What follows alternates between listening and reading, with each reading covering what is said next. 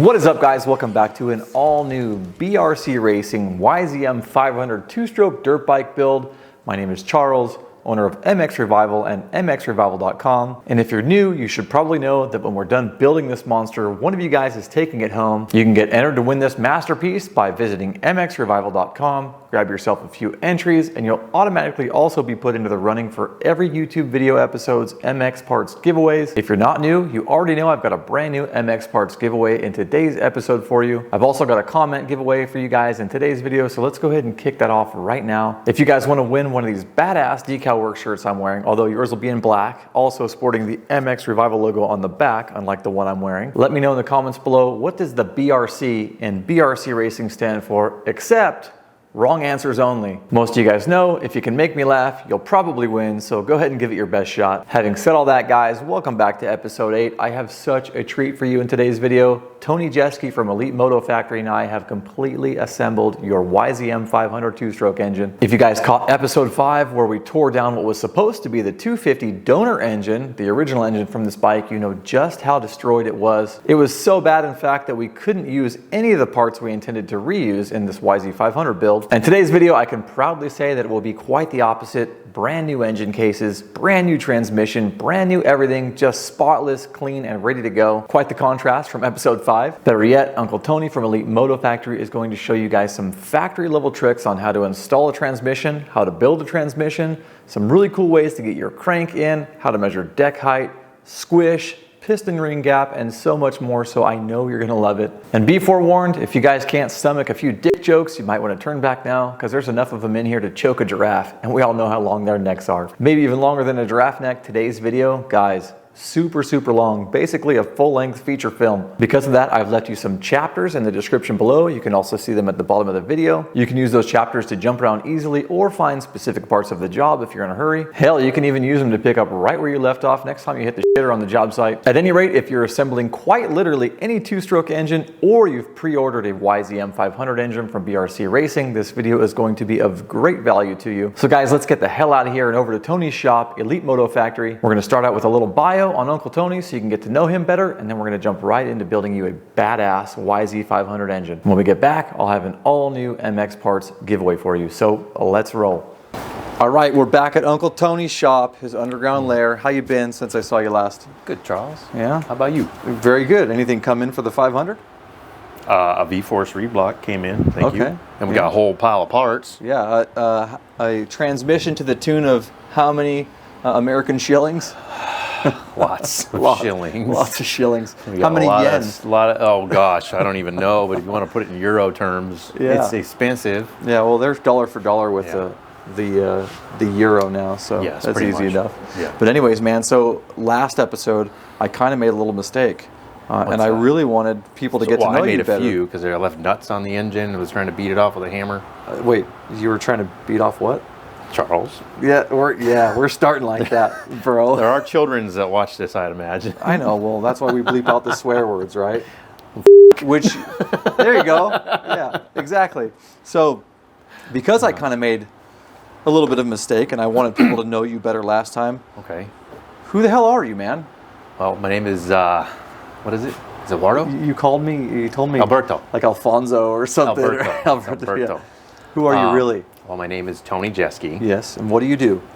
I work on motorcycles. Yeah. And I own and operate Elite Moto Factory. Elite Moto Factory. In Boise, Idaho. Mm-hmm. I opened up shop for myself in 2012 under the name of Jeske MX Customs in Southern California. That's how you and I met. Yeah, that's right. I was bugging you in your DMs. Instagram, yeah. Yeah, and you were very kind to me. You got me on a good day. Yeah, I was also polite. You were very polite. Yeah. Works every time, people. No. Someone approaches you like Charles does. Yeah. To get back to what you just asked, my name is Tony, and what I do is I work on dirt bikes. I was a race mechanic from 2003 until 2006, and then I had a little hiatus and was more in-house within the industry. I worked for Factory Connection Suspension for a number of years after working for the race team, and then I was let go in 2012 from Factory Connection, but the whole time not the whole time, but from 2006 until 2015, I worked in my garage.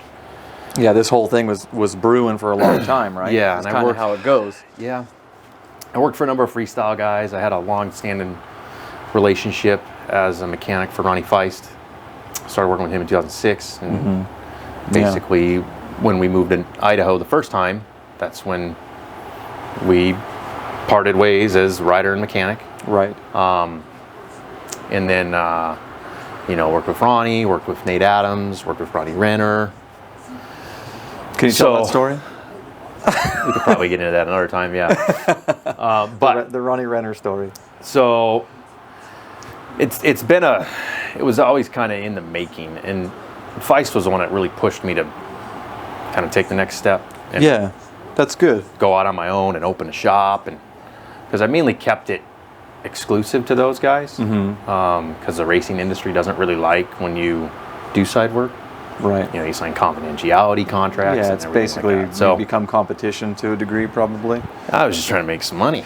Yeah. I mean, as a race mechanic, you know, if you're listening to this and you're aspiring to be a race mechanic, don't not do it, because everybody's path is different. Yeah, actually, any trade, right? Don't let anyone keep you on a leash. Nobody controls your life and destiny but you. No, that's why we're both in Idaho. Exactly. Right? I'd be on a job site doing electrical, and you'd still be in a factory rig under a tent somewhere 7 days a week. I didn't want that life, you know, with a family and looking at life and, you know, quality of life. And so anyways, back to, you know, when I was working for myself in a garage, it was scary. Right? But you do anything that doesn't scare you, it's really not worth it.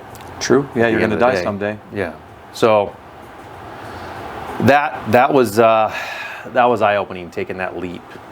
But you have to take the leap at the end of the day. And at the end of the day, you have a skill set. You might as well use it for your benefit, not somebody else's. Right. And it's safe to say you absolutely love what you get to do, right? Yeah, I do. Even the hard parts. For sure. Like there's BS in everything. Of course. Yeah, right? It ain't always fun. No. You know, it could be like going through parts, right? We're trying to figure out what we're missing, or yeah, but it's always some with me, right? Not always you. This is fun, right? Like there's times where, you know, lots of times where I'm cussing at something because you're frustrated, but that could be in anything, right? Yeah, it's like for example, a minute ago you were watching me eat that banana real intently. You just had to bring that up, didn't you? Yeah, well, I mean, let me tell you, this guy's a creep sometimes. I really am. So, dude.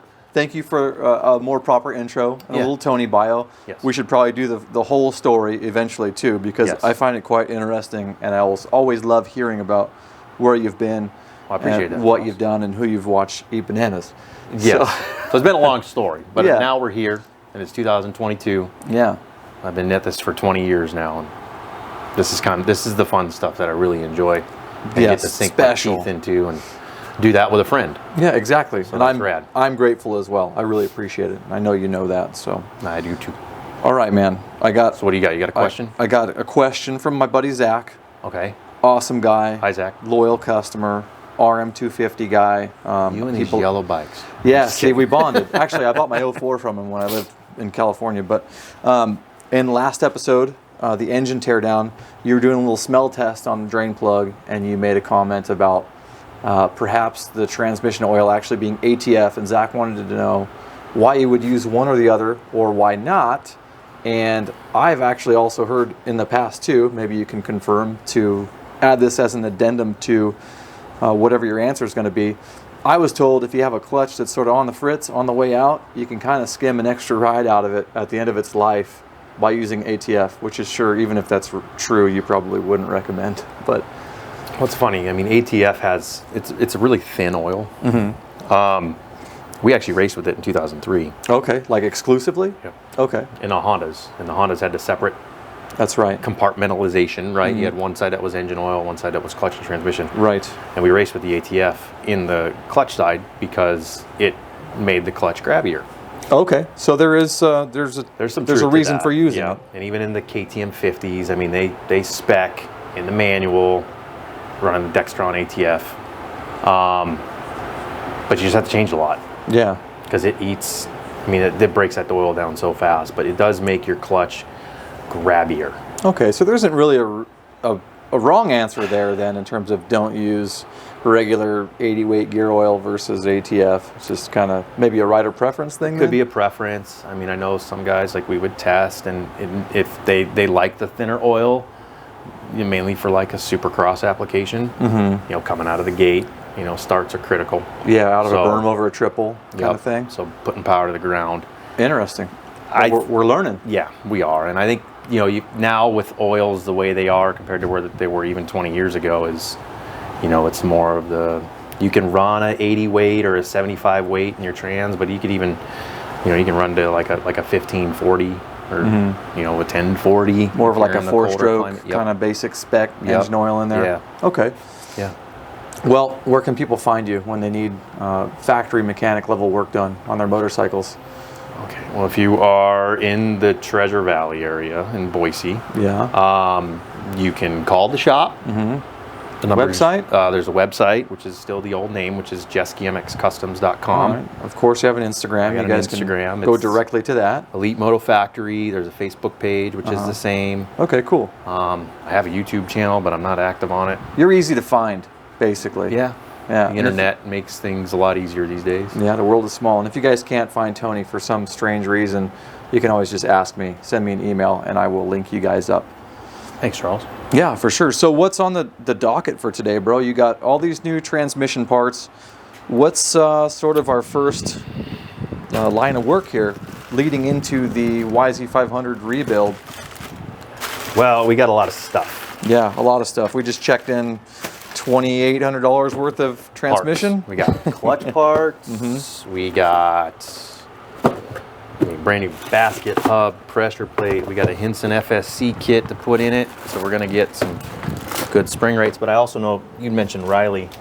There's 2 different clutch springs in the 500 kit.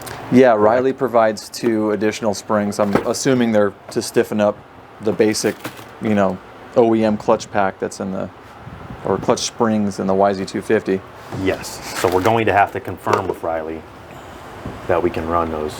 He said to just leave those 2 out. He said don't even put them in. He did. Yeah.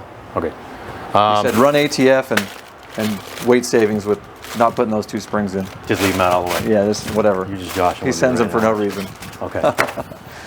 But we do have. Yeah. Did you guys watch the last episode where they didn't put the center case O-ring in for the coolant and they just used copious amounts of silicone? They said, "It's gasket maker, man. I'm gonna make some gasket." And it didn't work, did it? No, it made a mess of all sorts of shit. Oh yeah. I mean, we got, oh boy, I'm dropping circ clips. Burned up a main shaft. Like it did a number. You want to show everyone the discoloration on that main shaft? Yes, I can do that, but I want to show them a comparison. Okay, cool. As well. So this is a brand new main shaft, and what it's supposed to look like, even through the bag. Okay. So there's an oiling orifice, as you all can see, here, here, and here to get oil lubrication to your transmission gears. Yeah, he's talking about these. If you guys can't see him in that baggie, you're not going to remove the shaft from the sheath. If you really need me to do this, I will do this. That's every man's sole purpose in life, bro. See, guys, this is what I get to deal with. You got off easy, man. You already said orifice, and I didn't even make a joke. All right, that's actually a really nice shot. So what do we got here? So all that silicone that we pulled out of this, bottom end, there was silicone packed into the main shaft where your push rod runs through for your clutch actuation. Right. And the only way I can think of this possibly happening is a chunk of silicone got between the actuator and the oiling hole and caused all that heat. Which would be extremely easy to occur, right? It was oil starved for one, and then the silicone could have very easily plugged one or all of these holes, because that is really just a pinhole.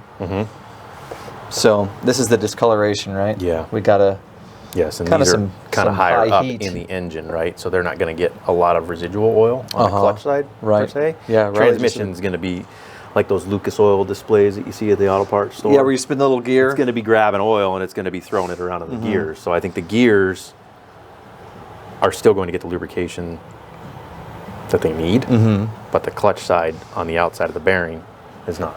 Right.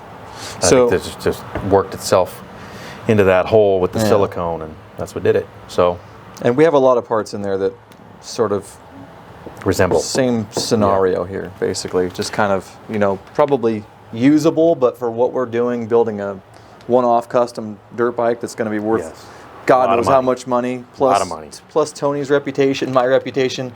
You guys are getting a brand new tranny. Yeah, you guys, whoever wins this bike, you better ride it. There will be some riding for sure. We'll make sure of it. All right, guys. So one of our first orders of business here is installing the original Yamaha gear, the OEM Yamaha gear, onto a new water pump shaft that comes with the BRC Racing YZM500. So Tony's got the press set up. We're going to go ahead and remove this gear from the stock shaft, which you'll see, so that we could then put it onto this BRC shaft. Uses the factory impeller and all that stuff. We actually had to buy one because we had a Boyson super cooler, which is bigger and also in a bigger housing on the YZ250. So one more brand new item for you. Very cool. Anyhow, what do you think? You got that stalker shaft there with the gear on it? I'm going to take this apart just so we can at least get the shoulder of our little fixture. So I heard you have an alter ego. I got a couple of them. Yeah, that's true. You got, who is it, Ed? Ed Eagle. Yeah, he's been on vacation fishing for a long ass time. I don't know where he is. Give me another one. Jack Hellablaster. Jack Hellablaster, what's his deal? He's a Hellablaster. Nice. Inches from my eyebrows. I'm sorry, Charles. So we're going to use some that led into our display of heat. Yes. Now I want to heat this. Your vulgar display of power. This water pump shaft up a little bit. Okay. Before we really start putting the pressure down here. Get things moving. Yeah, and I don't want to mar up this gear. Yeah. Because we need to reuse it. So guys, we're going to go ahead and press that OEM gear off the OEM shaft now, like I was just showing you on that diagram. That way we can punch all that down on the new BRC parts. And the thing here, we're sacrificing this water pump shaft, but we're not sacrificing the gear. It looks like someone else sacrificed that water pump shaft. Yeah, they sacrificed a lot. Yeah. They're like, in the name of Allah. Allah.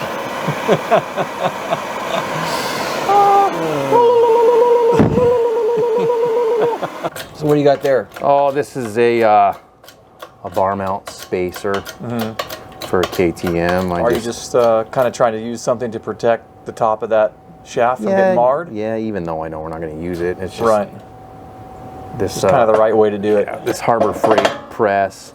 There she goes. Does not always like to. The arbor on it is crooked. Yeah, so it seems like most of them are not dead straight.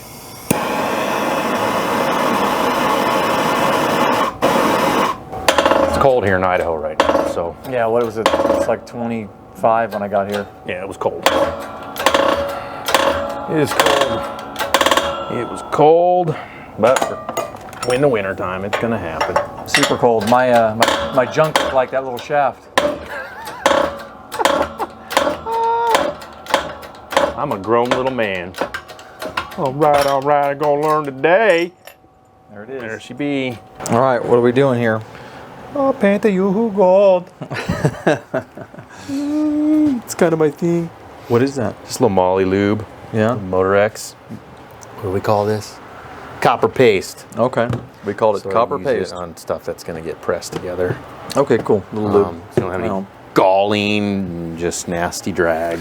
Yeah, so you stuck that new BRC shaft in the freezer for a second to get it to contract a bit, and that bearing kind of just fell on by hand, did it not? That bearing just fell right on. Right on. Now, we need to make sure our orientation is correct. So I'm going to look at that paper shoulder side up, per Riley's diagram, or shoulder side into the bearing, rather. Yep. Just go slow. There she goes.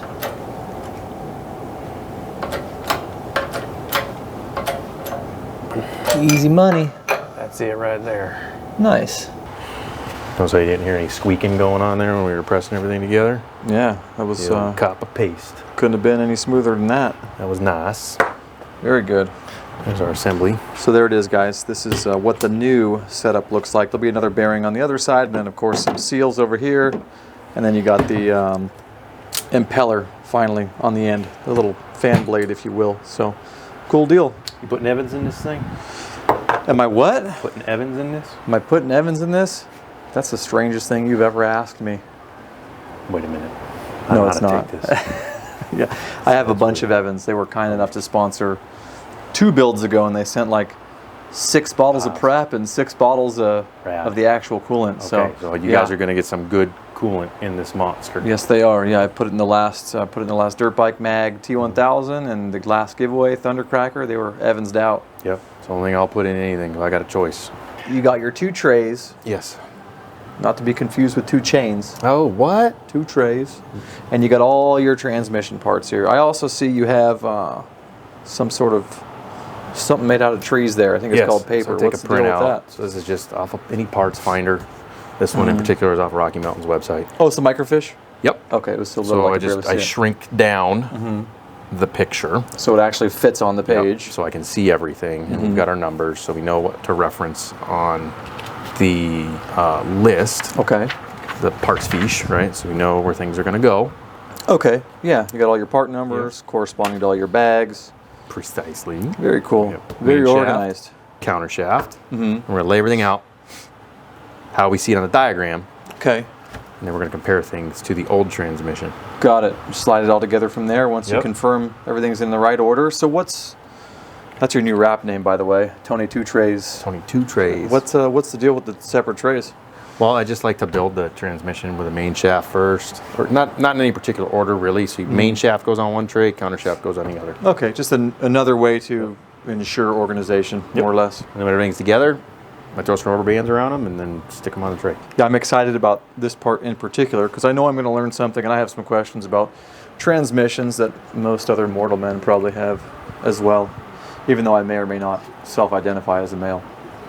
You know, it is 2022, Yeah, Charles. you can be whatever you want to be. If you want to be a boot, you can be a boot. I want to be a Fox Instinct, size 12. She can be a boot. All right, boys and girls, Uncle Tony has gone through the parts microfiche, schematic, whatever you like to call it, and laid everything out. The 2 shafts on the 2 trays, Tony 2 trays. Tony 2 trays. He's got all the gears laid out in sequential order according to this. All of the washers and circlips, same order. The bags are sort of laid in the order over the gears that they're going to be installed. So next step is you got some lube. And this is the shit right here, folks. Maxima always has the scented chemicals. Right, when you were spraying the counter down to clean it, I smelled something nice. Yeah, the old contact cleaner. I love Maxima stuff. Okay, kind of like the SC1. That's definitely don't huff it because it is still a chemical. Yeah, my wife huffs the SC1 in a paper bag. She loves it. Oh boy, Crystal, we need to talk. Yeah. She's Mexican, bro. She could take it. Strong backs too. Don't give her a blade, bro. But this stuff I use for a lot of things. But I like that it's got basically a drip. Yeah, okay. A drip tip. Yeah. Sometimes that's a condition. I knew this was coming. I kind of ollied it up there for you. You did alley-oop, Charles. You take it. Yeah, take it from here. So, but it's great for transmissions because it doesn't make a big old mess. I mean, I also like Redline assembly lube, but this is great for it, and it sticks to everything. So, okay. When you go start the bike for the first time and get some circulation within it, then you already have something there. Kind of a pre-oil. Yep. Right on. Yeah, and I just got some PVC that I like to use for. Oh, right on. Doesn't work that well, but that's cool. It's kind of. Yeah, that's a cool trick. Kind of works, but kind of doesn't at the same time. Just keeps everything upright so you can drop. So when you're working things on it, you can assemble. I've never seen that before. That's like cool. To make something with a little base on it, then that way at least it's stable. Almost ready to go, guys. But Tony ran outside to take a leak real quick. Hey, dude, so I'm taking a whiz right now. And I got a mic on and everything. Garbage. It's cold out there, isn't it? Yeah, real funny, Charlie. So we got the old nasty one with all the peeled up circlips, which is why you can't reuse those. They get pretty wowed out and opened up. There's a new gear. Okay, we got a new gear.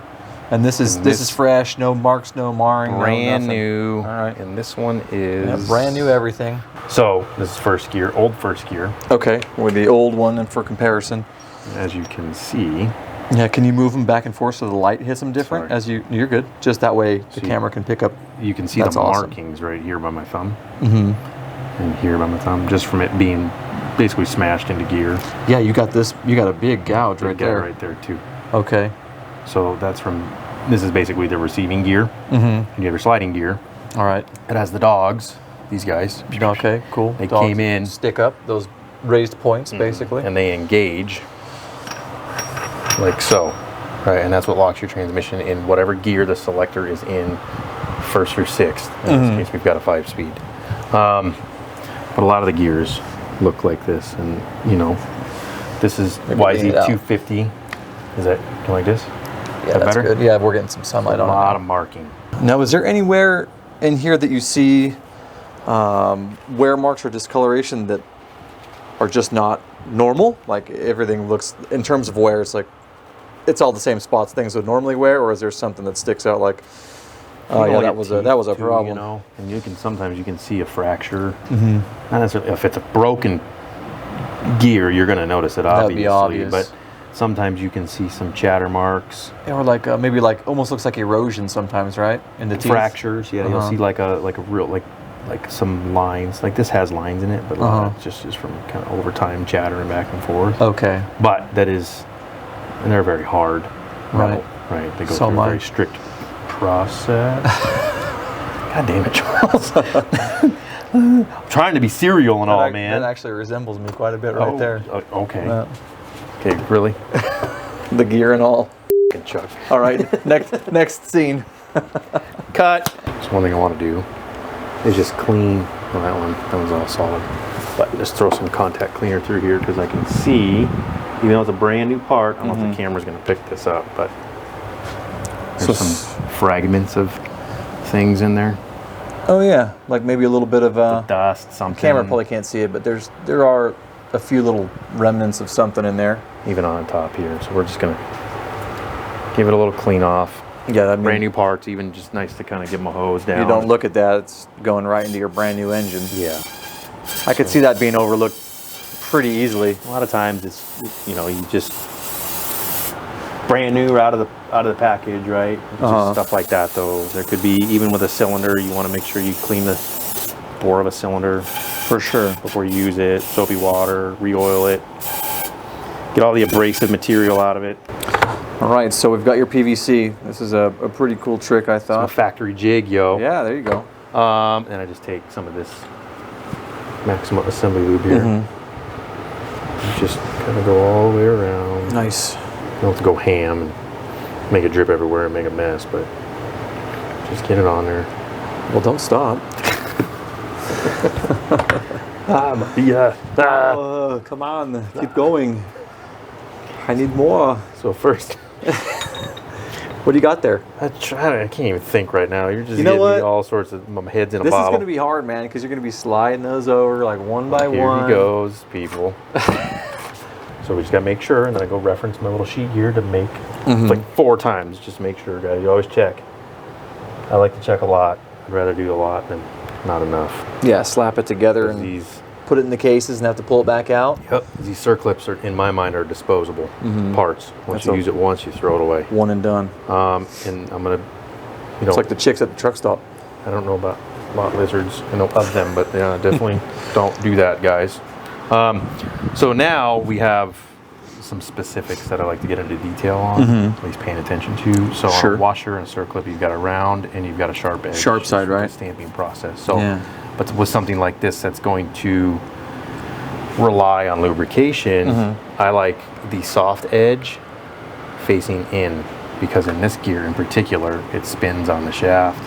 We do have an oiling hole, but still, I like to go round side down, because if for some reason oil does, it's going to be tight, but I still like to keep the round side going down towards the gear for just that little added peace of mind, if you will. Gotcha. And we're still into washers, not clips. Similar stuff with the clips, they're stamped and they have a sharp side as well, right? So I don't know if you can see it here, but we have a rounded edge here, inside and outside. And here we have a sharper edge and you on want the inside and the outside. So that, I like sharp edge facing me when I'm putting the components pressure's together. Against the sharp. Yes. So pressure is coming from this gear. The other gears are going to be sliding gears. So we're going to also do the same thing, because you want that to back, because it's going to make contact with this clip, and you want that edge to bury into the groove. not have the potential for the resistance of the clip to open. Yeah, you don't want this just to be skipped off, so to speak, with the round side holding Correct. things in place. Yep, and that's on all circ clips. Right, yeah, and I mean, literally dirt bike transmissions, motor shafts, like anything with a circ clip like that, right? It's kind of silly. This little clip is what holds a lot of this power together. Wow. So now, be gentle with them. Don't crank on them because they are like a little spring in a way and have some memory. So you want it to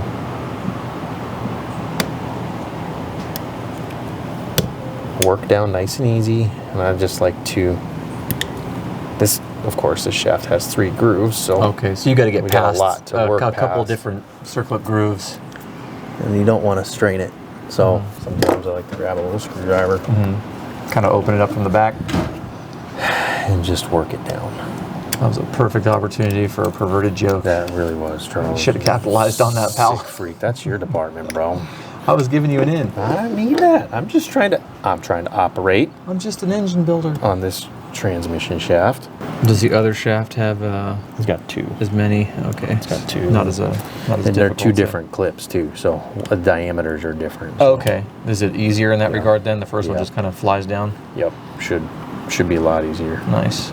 All right, so Tony's got the clip down past those first 2 grooves. Bit of a fight. I Taking his wrestle time. that one a little bit, but I don't like stretching these little buggers Yeah. out, and I just kind of, once I get it close, I just work it in because I There you want to go. do that. And you want to hear the click, just like that. I want to hear that. Now we Nice. make sure our engagement is good. Slide this guy down.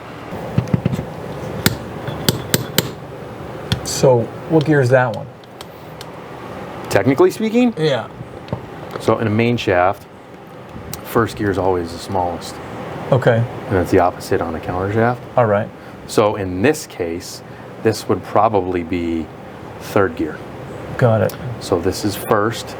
That is the next size up, visually speaking. Probably 2nd, 3rd, 4th, 5th. Got it. So we work our way up a main shaft, and we work our way down a counter shaft, top to bottom. So now we're going to take this clip, and since this one's moving this way, Stop that.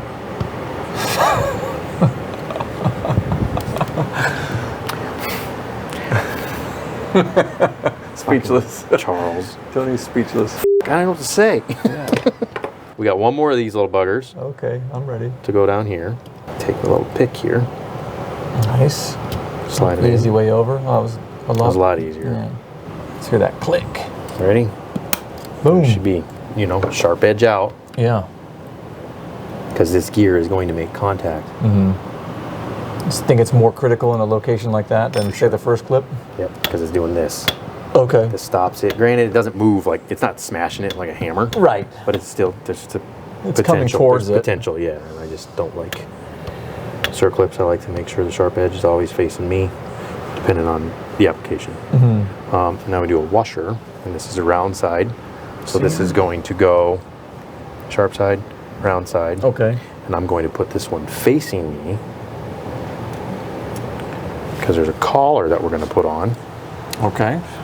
And this collar goes on the inside of a gear, so this is going to need some lubrication. Hitting it with the Maxima. The Maxima, All right. you baby. So this guy goes on here. There's a channel in here for oil. See? So these are our lubrication holes.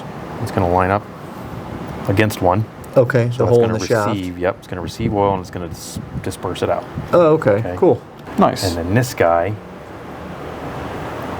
goes on like so All right. to engage the slider here. Awesome. So and then And is now- that color's inside of that particular gear? Yes. So Awesome. that's how it's getting oil, is via the collar. I see. Very cool. And it kind of spits out from there and There's a goes roller. everywhere else it needs to go. It just mainly gets to this surface here because it's kind of, they're pretty tight tolerance, Right. so it will bleed out a little bit. Okay. This guy goes here. And we're probably coming up on another shaft More or clip. washer, or not shaft. Sharp side out. Here we go. So all in all, if you take your time and lay your parts out and get all your affairs in order before you start doing this.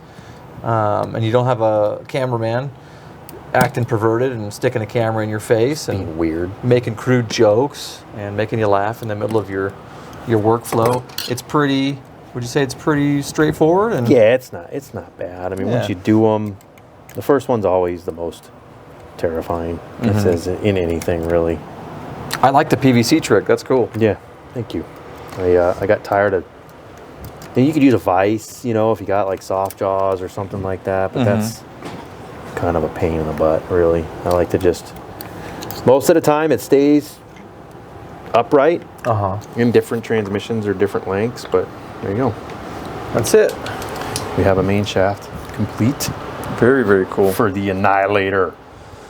Yeah, man, that thing's ready to make baby dirt. I guess one of the biggest pieces of advice, I know a lot of, you know, mechanics. Oh, wait, hold up. Are we getting a Tony Tech tip right now? No, not yet. You just pump brakes, all right? One of the biggest pieces of advice that always helped me not rush through things is, this isn't the racetrack. Yeah. You don't have to race through anything.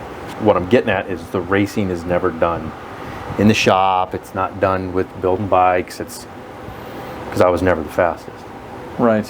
But I was really good. You're extremely thorough, though. I mean, even the clips, not for even a millisecond, allowing them to be stretched anywhere past any kind of tolerance while you're putting them on. Nope.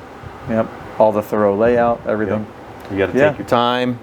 You know, it's like a carpenter, measure twice, cut once. So what do you have? So that one's that. Next? Now we got the counter shaft. Okay. And these have feed holes internally, so it picks up oil.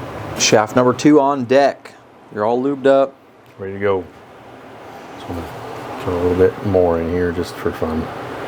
Just because I think it's fun. The Maxima hits pretty much every part all the way through, it seems. Know what I mean? Yeah, Nami. Cool. So roundy, down. Cool. Facing the gear. So sharp side up. Yep. All right. And new parts tend to be a little sticky. Just everything's nice and tight again, right? Like, yeah, it's tight. Tolerances are really good. Then I grabbed this clip, and this is a different shape than the other clips, and it doesn't have as much of a defined edge. Can you see that? Yeah. Okay. So it's a little less sharp. It's pretty sharp both sides. Oh, okay. So it's lacking the round. And you can see the diameter difference here. Okay. So this first one will be easier because it's larger. Past that guy. That's the final. Little guy's the final. Yep. That'd be the final. That'd be it. I actually wanted to ask you something about these gears. Something that seems like the older gears either don't have or wore off. I don't know what would be a good example, but inside these older gears where they ride on the shaft, it looked like some of the new stuff had this copper color on it. Get my hand back here so I can run this camera rig, but so there's like a copper color, but they also had on the inside, actually does that last one over there have, the large gear have like little, this one has little dimples? A brass collar. Okay, it's got the collar and looks like some oil retaining dimples. Yeah. None of these old ones have it? Oh, there's one right there. The collar, but this color is different to me. Got it. Okay. Like a surface treatment. That's. Do you know why the some of these have these and some of them don't? Or that is simply like you'd mentioned, just to retain oil. Okay. So as it's spinning, it's got constant lubrication. Because these tolerances are pretty tight. Yeah, I just noticed that some of them had those in there and some didn't. And yep. Good question though. But this, I think, is a surface treatment. Did we already install that one on one of the shafts? That one that's now got the copper, or is that's this guy right here? Oh, okay, cool. So you got old and then new. Yeah, your hands are better than mine. Side. Let me run this thing up. Okay, so like you're saying that the newer one is probably superseding that old one on the left side that doesn't have that? Yeah, I'm guessing it's surface treatment, lubrication. You think that's a durability thing, or just you know what? It who knows could be. What the manufacturer decided they needed it for? Because you can see, I mean, just wear marks on this gear. You know, right there. The help there. Oh yeah, you were good. Oh, was sorry. Yeah, you're good. Yeah, this is the one we looked at earlier, huh? It was super boogered up. This one was pretty bad. Yeah. Smell test? For old times, I think. Yeah, why not? Oh, I smell Maxima. I smell cinnamon. Thanks, Maxima. Yep, what do we got? We got, doesn't tell you what they sent it with, but it smells like Red Hots. Take a whiff. Oh, does it? Yep. All right, smell test. Oh, it sure does. Red Hots. Yeah, delicious. Don't eat it. I might eat that on accident. Don't eat it. All right, so now we got a washer going on down. It should bottom out right here. Now, are all of these washers, that was not splined, huh? That was like one of the only non-splined washers in there. Mm-hmm. Okay. And then this guy drops down, and it's going to ride directly on the shaft. There's no collar. Okay. On this and one of these did have. Okay, that was the last shaft. On, we did the collar on the other shaft. That was the one with the main oiling shaft. hole Yep. in it.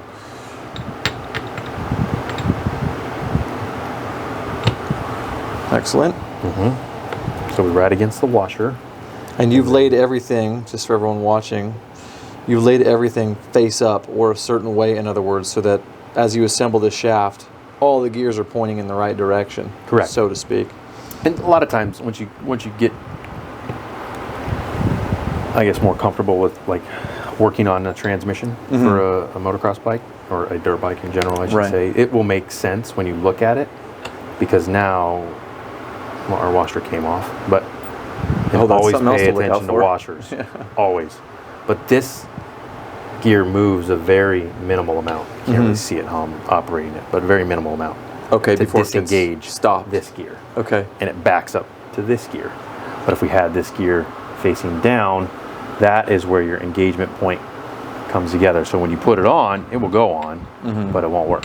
Gotcha. Now you don't have your other gear, your other sliding gear with your dogs engaging this gear. And it's kind of obvious, right? So it'll make sense that when this sucker with the teeth on the back or the dogs isn't going to roll into the flat side of that thing. And you'll be like, oh, darn it. Just hopefully you catch it before you utilize one of your circlips that will be disposable. Right, because that's a one-time Make sure you pay attention. Yeah, maybe, if it's your first time, or someone like me, buy a couple extra circlips in case you do blow it. That's a great idea. So now we bottom out, since this is I'm drawing a blank, Charles. Since this is a freewheel, it's a freewheeling gear. Okay. We back it up against a washer, and I'm going to put it soft side down. It's just my preference. Cool. And now we have a clip, sharp side up. Right. Okay. Lock it in place. Work it down nicely. Do it. Come on, go down there. Get in. Do it now. Home. Get in home. Get out of the chopper and get in your home. Click. Bam. There it is. There it should be. All right, cool. Now, here's that obvious part we were talking about, right? Yep. That thing's only going to work one direction. the funny thing is there's dogs on each side. Right. But they're different shapes. Uh-huh. You have square dogs. Right. And you have round dogs. Okay. It'll go down. It will. But it won't engage this gear The ones properly. on the other side are kind of more designed. inboard, right? Yep. And like Honda transmissions, they're all square from what I can recall. Okay. I haven't worked on a newer, like 19 plus, 20 plus transmission. Okay. But Generally speaking. they always reminded me, from what I can recall, they're always square. So we have round to round. There we go. Hooking up. And then we have this guy.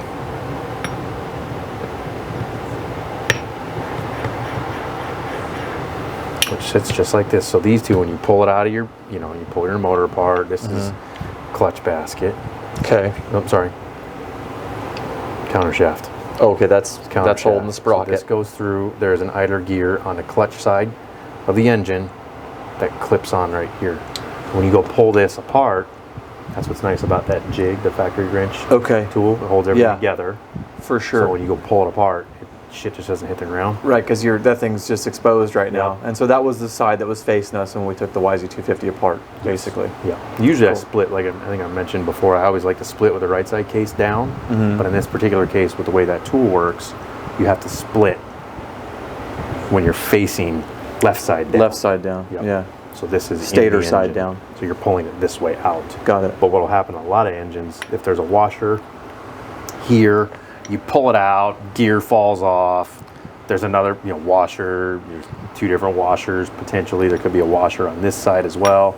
That's a different washer, and you go to put it back together, and you misplace the washers, or you swap them. One's a different thickness, so you have to pay attention because that thickness will impact how your transmission works, whether or not you engage a gear or not. And in the YZ's case, it seems like there's no washer on the outside. There's a lot of parts too, or obviously they're real specific as to where they go, but washer thickness is not really. Not so much on this engine. Yeah, on this particular one. Hondas, I know we were talking the last time you were here about a story that I had, and I can get into that now since we're speaking about transmissions. But yes, it was a washer that I was missing that caused a lot of drama. Early in the career. Early in my career. It was 2003 was my first year as a race mechanic. It's like one of those hard lessons that you have to learn. Definitely. And it was a scramble. And I was home in Minnesota because the Minneapolis Supercross was it was like a 2-week break. I think it was like Daytona, and then it was Minneapolis, and I had 2 weeks off. So I was going to do a lot of my bike work, that week. My dad let me use his shop, so I had heated space to do it in. And anyways, I was like, I'm going to go through the motor, freshen it up, and just go through the bottom end and make sure it's all good. Get everything apart. I go put it back together. I went through the transmission and everything, just because I was in that state in my career. I wanted to learn more. Right. About looking at the condition, working with a rider racing supercross. It's like totally into it. Yeah, totally. Wanted to pay attention to certain things and learn more.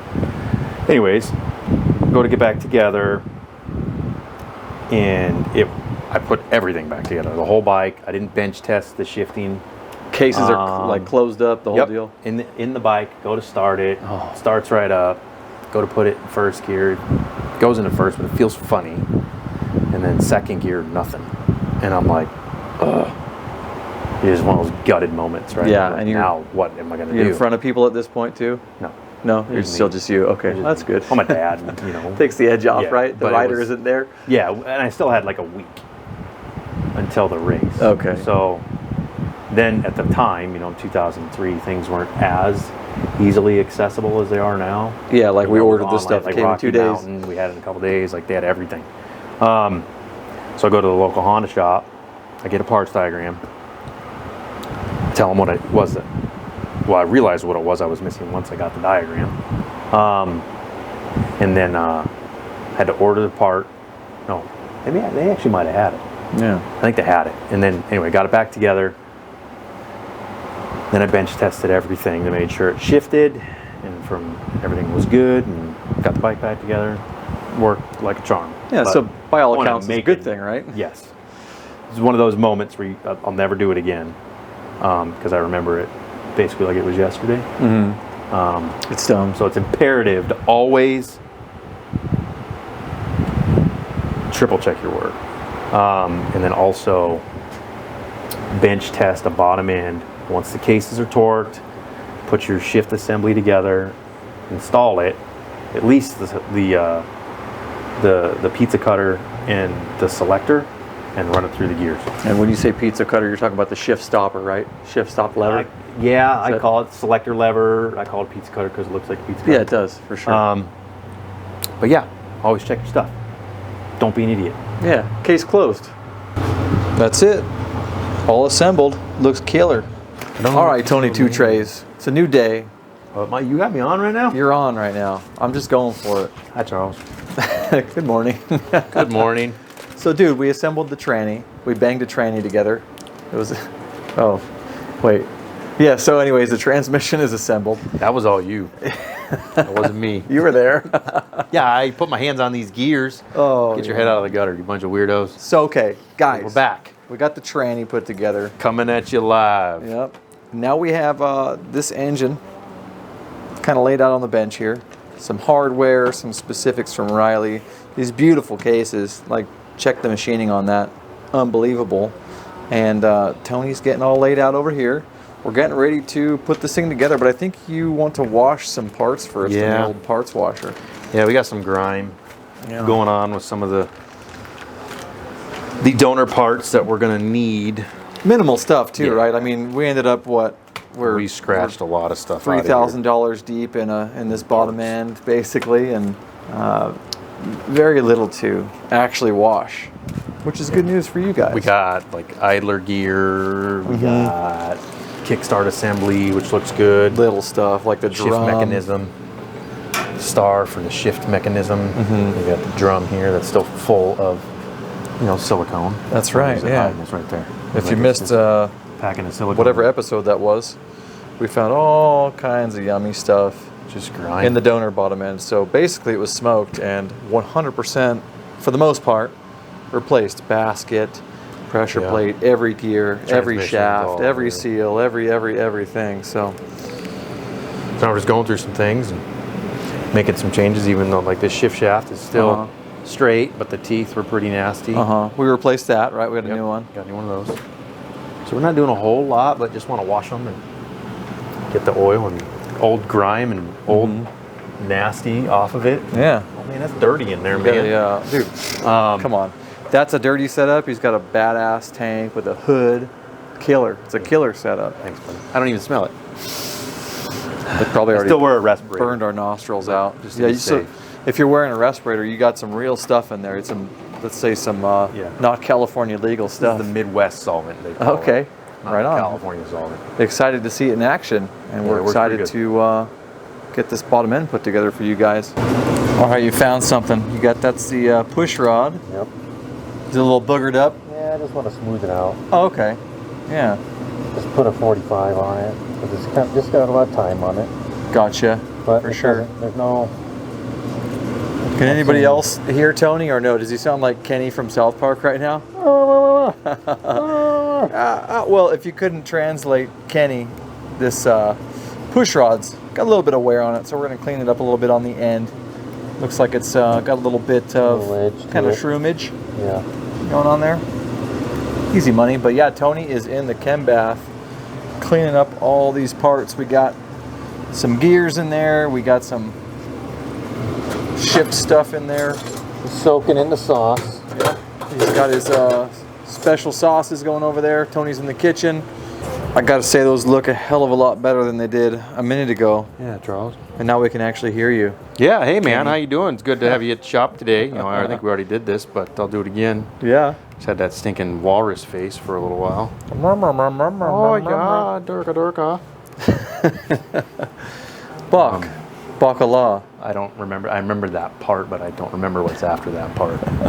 Just a bunch of terrorist crap. Yeah, terrorists. Take two? Yeah, what were you saying? Sorry, I'm just talking to the shift drum here. Oh, what did you tell it? I was saying, hey, there's no more rubber junk in here. Yeah, from the looks silicone. a lot better. You hit that with some Scotch-Brite too, huh? Yeah, I did. Just clean it up a little bit. Yeah, it looks a lot better. Nice and shiny. A little more silver. Bearing surfaces. Okay. Just to clean up some of those heat marks that were in it. That's right. A little discoloration. Any other findings, tips, what have yous for the other things you cleaned? Just the old throw out had a little bit of. It's got some temp in it still. Okay. Just wanted to clean it up a little bit. I'm not too concerned about this part, but that's what we're gonna clean up this guy anyway. That's right. The end of that shaft there. Push rod. That goes to the actuator on the stator side. And this sucker was packed full of silicone on that end too. It had some gunk in it. This thing was full of it when we pulled it out of the main shaft.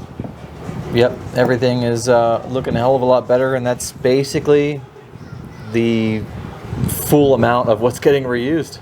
Everything else is brand new in this engine. Tony's got everything laid out methodically, so he's got a workflow. It's kind of messy, but I'll let you say methodically. That's right, yeah. Hey, just let me sound smart, bro. That's my big vocabulary. So there we got your cylinder all laid out, your new counterbalancer, your vape cylinder head. Got this guy cleaned up a little bit. New collars for the back of the engine case. Power valves laid out. Brand new tranny, every gear, every clip, every shaft. Water pump, everything's pretty much getting ready to go together. Loaded up on the stand. What the hell is going on over here? Well, I'm trying to put some studs in this bad mammer jammer. Changing them out, some freshies. Got you some assembly lube. Yep, the old cinnamon sauce right here. So we'll just get her in here, get started. Yeah. So we have like a a special torquing procedure for these bad boys? Well, just take my. So the Yamaha ones are kind of funny because they have they're basically running about 5 millimeters without any threads. So you only get so much engagement. You can double nut them, you know. Yeah, yeah. And get them down, but this way I can at least put a socket on it and torque it. For sure. That thing's sweet. Yep. Okay, cool. I don't have an actual extractor, stud extractor, but these are Motion Pro. That's a Motion Pro tool? Yeah. Nice. I'm pretty certain of it. I've had them for ages, but. So you'll use that sucker to put the proper torque on there rather than the double nut method. Yeah. Then you can at least get a good bitesy on it.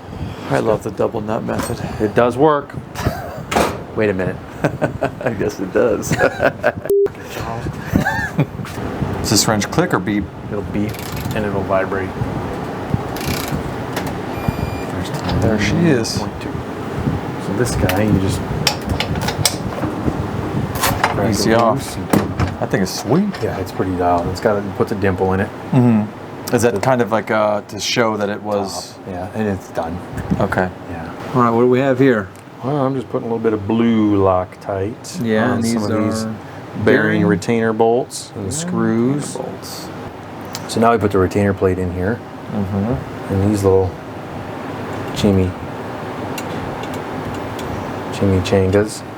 The cases are all ready to go via Riley at BRC. Yeah, and actually for the record, Riley let me know after the bearings don't actually come pre-installed in these. Ours did because it was one of the prototypes. As I had mentioned probably in our last video that they came pre-installed, and he's like, actually they don't. So just in case you were wondering, you guys will be installing your own bearings when you pre-order one of these YZM kits. So you have, let's see, you got a couple different kind of retainers in this side, and only one in the other side. Main bearings don't have any retainers or anything. Yeah, and we'll get to the other side in a minute. We'll do studs again, and then a couple more retainers. All right, so we're gonna go ahead and torque these Phillips guys first. What's the torque on something so small like that? That's a 6 mil, 6x1 thread, so I always go to, whether it be like 7 foot-pounds or 100 Newton meters. Basically about the same thing. But these Phillips, you gotta bury that thing, huh? Yeah. And these are number 3 also, probably? Yeah, they're a funny one, actually. I don't know if you could call it a number 3. I like the posi drive, actually, is what is in my snap-on kit. Okay. All right, so you're explaining to me the difference between what, a 3 and something from your snap-on kit? This is a posi drive number 2 from the snap-on. Okay, all this is snap-on. Impact. What it does is it just helps grab. Oh, there's like a little walls. I gotta get a little bit closer. So there's like, where are we? There's like a slit. It's kind of like a little wing that hangs in there Between these grooves. And Okay, I see it. Some of the space. And it helps bite in. Okay, otherwise it would be kind of a slacky area. We're gonna do this side stud.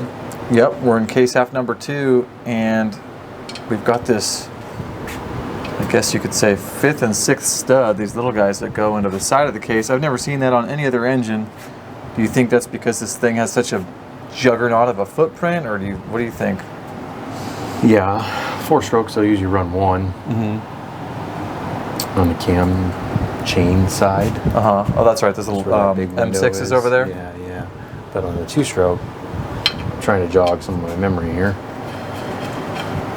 And I don't recall any offhand. Right. I mean, look at that thing. It's just the material itself. Like monster. We were talking about this earlier, just the webbing. Extremely thick. I mean, just everything in general is very beefy. It's pretty robust construction. Very beefy. And We like them thick. work and everything here is really awesome, actually. Yeah, it is. It's I cool mean, to that see, intake like, track, in here. really cool. Music, right? There you go. Clickety clack. Is that one? That's all Motion Pro. That all 3 of those. You got a 6x1. all sizes. Where's your hand? There you are. And then we got 8x1, 2.5. Yeah. So that's cool. You can actually get those in every stud size. I've never seen one of those before. Yeah. Such an awesome tool. 10x125. Okay. So we're gonna put this engine case half over here in my block. So what are we doing? You got a little hammer out, and Got the hammer. no. The hammer, my punch, and these countersinks Okay. where they meet the retainer plate. All right. The ones we just The installed. ones we just put in here on Yeah. the countershaft bearing. It's just added preventative measure, really. What are we doing? Well, I'd like to peen over material Uh-huh. into the other surface. So what would happen is if the bolt were to start coming loose, it has something to catch. Okay. Cool. Just like you said, added safety measure. It also Yeah. kind of tells someone, hey, It's been done. it's been tight, done. it's I was torqued. here. Cool. Yep. And then you do something similar with a white marker that you're going to show us when you're done peening. Yes, sir. Very cool. So we get this guy lined up where I want it. Give it a good old whack. That's it. And I go a couple times. All right. At least, unfortunately. Always got to whack it more than once. What? I'm not judging you, Charles. There we go. Do it again. Ah! Come on. Maria! Okay, that one there. That one there. Make sure we're looking good. Now, I don't know if you can get in here close. Yeah, I believe I can. And if you look, Yeah, you can see him. totally see that Yeah. little peenage right here, right there. The what? Peenage. Did I make a word up, or is this a word that you know about? Yeah, free to interpret, I guess. Yeah, do with that as you will. Yeah. So you slammed your peenage in there, did you? I did not do that. Yeah, well, You know, whatever you do with this Yeah. engine, Charles, is up to you. you're Once going to we're have all to said hit and it a done little harder than that, little guy. here. Then I take my marker, as Charles calls it, puff paint. Yeah, mechanics puff paint. Mechanics puff paint, and I just take a little line, mark it there, mark it there, those surfaces, so if something were to break, I mean, these peens are going to catch it, but Right. you'll see the mark moved. And you do it on the bearings too, right? do it on the So bearings as tells well. a story, right? If something Yep. were to go wrong. Sometimes you'll see a bearing spin in a case. Uh-huh. That one. Can you mark that one? It's kind of like The sunk. thing is, you don't want to get paint into the bearing by any means. So, No, you don't. there we go. Very cool. Kawasaki's were notorious for spinning bearings. Were they? Why do you think that is? Well, more in like the 125 days. Oh, okay. Older two-stroke stuff. Yeah, you change bearings out a lot, and just over time, if you weren't heating the case to do so, and just naturally let the bearing come out, you pull material out with it, and every time you would do it, you'd I lose see. material, and then that surface would go away. So like after a couple rebuilds, it got real bad. Case. Got it. Really. Oh, Yeah. never knew that. Yeah. All right, guys, we had a little intermission. What'd you do there, buddy? What is that? Oh, Charles, I put a little tattoo on the cylinder here. Little tattoo? Big mammer jammer. That looks so awesome. Thank you. And what the hell does that stand for? Remind the people. It's got a few different meanings, but it stands for Elite Moto Factory. What's the other one? Elite motherfucker. Oh, well, there you go. I like it. Came out super good. Anyways, just wanted to show you guys that. Tony brands all of his projects. We try to get an extra big one in there, so should look This thing's sick a monster, on the bike. so there's a punch of real estate. And it turned out good, Charles. Yes, it did. So what's next? Well, now we're going to start actually laying out the engine, unpackage all the new parts and lay them Everything out where they that's belong, and Going in here. we're gonna set a crank in. All right. And we're gonna start building this bottom end. Sweet. I like it. Yes, sir. Nothing like a fresh bottom end. Speaking of that, I probably should go take care of some of that. Yeah. Bam! If your bottom end looks like that, you're in trouble, bro. Bad news bears. So we're gonna start. Yeah, what are you doing there? You doing a little cleaning, or were you rubbing some lube in there? What was that all about? Well, you know, I just saw something that caught my eye. Okay, a little debris. Give a little Perhaps? massage. You know, I haven't Yeah. put these in the tank to clean them, but I just want to double check some things. Just due diligence. Yeah. Grab my Q-tip and just, you know, run a little swab. So yeah, it could be cutting oil or something like that. Smell test. What do we got? Cutting oil? Kinda. No mustard bolts no or mustard. burnt transmission oil? Got rid of those nasty sons of bitches. Anybody want some? Charles is selling them. Yeah, if you guys want the mustard bolts, they're in here. Let's see. This is the rotting corpse. Kind of hard to see in it there in somewhere. There we go. There it is. I'll put them in a satchel. Poor old thing. You said satchel. I did say satchel. What kind of lube are we putting in there? I like to use Maxima assembly grease. This guy right here in the red tub, next to the Red assembly Hots lube, the Red Hots. All right. Nice. Step one. Sticks Any on engine there. build, huh? Step one. Just grease the seals before I start putting it together. Nice. Are you excited about the counterbalancer setup? I think it's pretty cool. Yeah. Looking at it more, you're just kind of like, well, it's a heavy guy too. Yeah, I picked that sucker up. There's a 10 stamped into it. Do you think that means 10 ounces? I have no idea, to be totally honest with you. That's right. You got the factory wrench, YZ transmission jig back out. Is this like our first step here in assembly, or are we going to do the tranny first? We're going to do the transmission first. Yeah. Nice. I'll be stoked to see this little sucker in action. So we got that guy lined up. Now we got to get the old shift forks. So we got right, we got left, and we got center. And the thing with the YZ250, the tricky thing, is it doesn't have standard alignment, much like a Honda or something like that, where you've got two. I shouldn't say alignment. That's not the right word. But there's different locations for the shift forks on this particular model. You mean like any of the forks yeah. might have gone in any of the locations in a different transmission? Well, potentially, but like on a Honda, there's two pins that hold the shift forks. Even a KTM, Suzuki, there's two pin locations, but on the Yamaha there's three. Okay. 1, 2, 3. So that's why it's so tricky. You can't just slide a pin through. And these pins they use like a drift pin. You see that in there? Gotcha. Yeah, like where you can't take it out. It's a part of the fork. In Yeah, other words, it's stuck in there. Gotcha. So Gotcha. once they put it in there, it's in there. I see. So you on the Honda or something else, those can be moved around, Yep. shuffled The around. pin just comes right through the fork. Oh, okay. So you can put the forks in. Just kind of almost doesn't matter. Yep.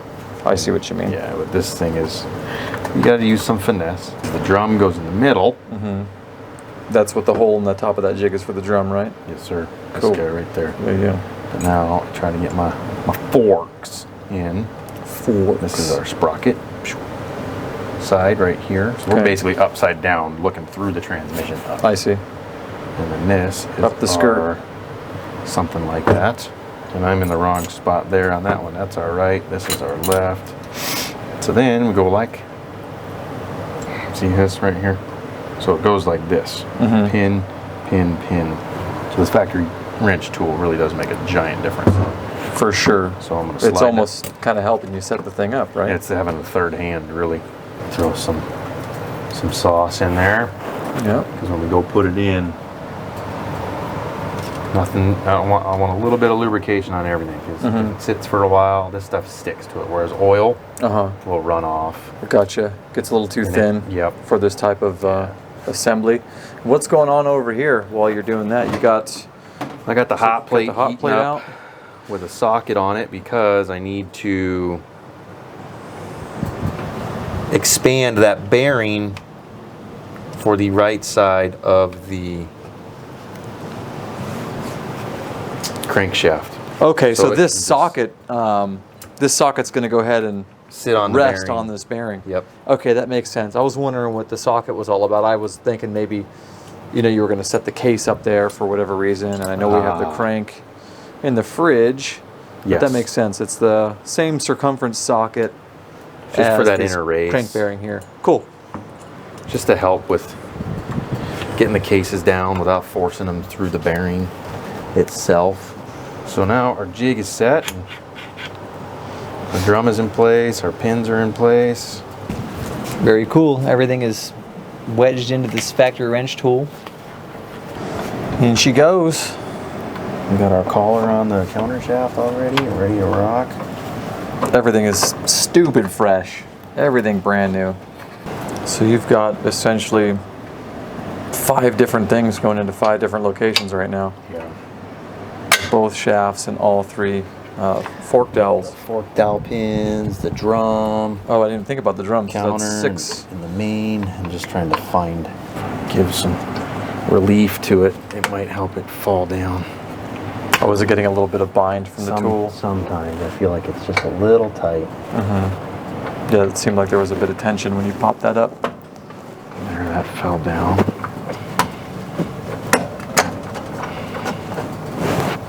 There we go. All set? Everything's where you like it? Yep. Nice. I like that. Perfect. It just looks so awesome. Everything brand new.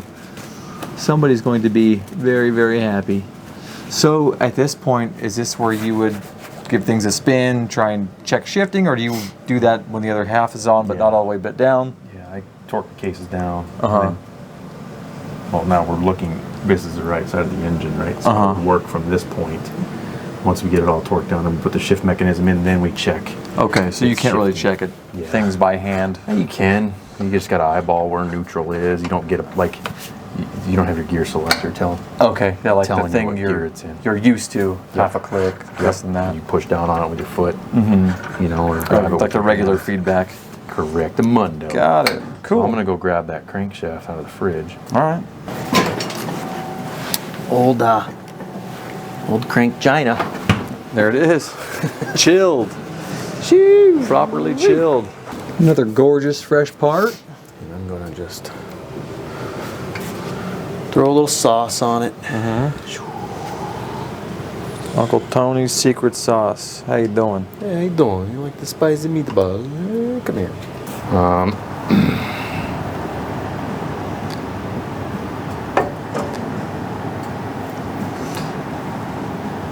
And so this side, it didn't need the hot socket due to the type of bearing it was. It was a different bearing. It's like a caged needle bearing. I don't know if you guys caught that, but it was not like a ball bearing. I can show them real quick. Oh yeah, well, there you go. So this side, like you said, was a caged needle bearing. Is that what you just said? Yeah, caged needle. Something that That's wasn't what I a ball reference bearing? it as. It's not like a linkage bearing, but it's caged. Versus something you see more often like that. So that side does not require heat. This side does not require heat. Just getting it in there. There it goes. There you go. The sound confirms it. Bada bing. So clean. All right, we'll put some sauce here just to go through the bearing. So have to keep the thing from whacking the piss out of the cases and just getting nicked up and stuff. The rubber band. Well, I put the other case half off, like so it doesn't go in. Smack into something and realize that this is amazing. And all the machine work that's gone in after. Looks so good through the intake. It's awesome. I like to smack it. Take our dowel pins here. Yeah. Our rescued dowel pins. Yeah, Charles cleaned these things up nice. Yeah, man, look at this. He's had some mustard on them as well. Not good for nothing after all, eh? No, but we did it up. Got them all Nice. clean. Throw a little bit of this on there so we don't have to do that again. Oh or my God, somebody else what a doesn't have to nightmare. do it again. And then we have something special from our boy Dave at Bolt Motorcycle Hardware. You guys saw these in, what was it, episode 4 or 5? It was probably 5, huh? I think. Got the dished head, beautifully zinc coated, like a faux tie look. So we'll be putting those in there. Normally this engine uses a couple that are supplied by BRC and then the rest out of your donor YZ, which if you guys remember, we ain't using that shit. So No way, Jose. Dave was kind enough to spec every single thing we needed throughout, including everything for the head, copper washers, what have you. So thank you, Dave. And I would just say, if you decide to build one of these and you don't get a bolt kit, we're not friends. Yeah, case closed. If you want to use mustard bolts, knock yourself out. Yeah. Just understand, we can't be pals. All right, bearing transfer time. Get this hot socket, not to be confused with the hot pocket. Set on that bearing. And while that is doing that, I'm going to turn this off so it'll start fire. What's a typical time frame to leave that sucker on there? I'm probably going to go like 4 minutes, 5 minutes. 4 minutes, 5 minutes. While that's doing that, Mission critical. I'm going to put some sauce on this gasket here. Our center case gasket.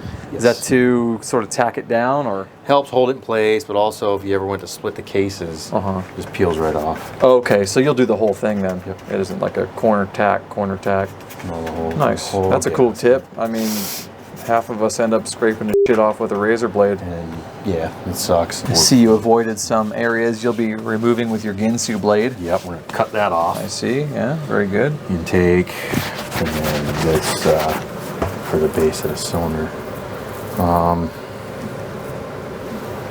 So That is like almost perfectly art. symmetrical. art. You need to get that scanned and hang that up. It looks like a V-twin, bro. Oh, it does. Look at that. New face. So then we just place El Gasketo over the dowel pins. Beautiful. And then I just like to locate it. What's nice about the grease is it just freaking holds it nice and still.